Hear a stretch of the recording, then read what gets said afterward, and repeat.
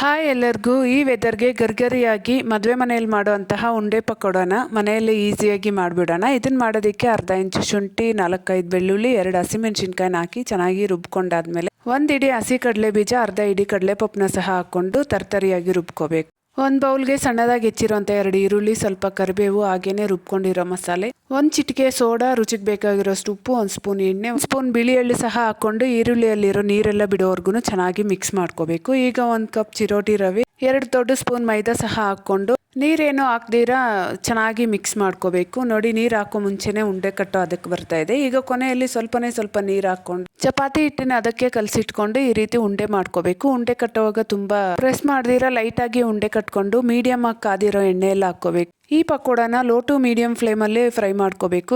ಆಗಲೇ ಒಳಗಡೆವರೆಗೂ ಚೆನ್ನಾಗಿ ಫ್ರೈ ಆಗುತ್ತೆ. ಈ ಸಿಂಪಲ್ ಪಕೋಡನ ಟ್ರೈ ಮಾಡಿ. ಇಷ್ಟ ಆಗಿದ್ರೆ ಲೈಕ್ ಮಾಡಿ, ಹಾಗೆ ಚಾನಲ್ನ ಸಬ್ಸ್ಕ್ರೈಬ್ ಮಾಡಿ ಸಪೋರ್ಟ್ ಮಾಡಿ. ಬಾಯ್.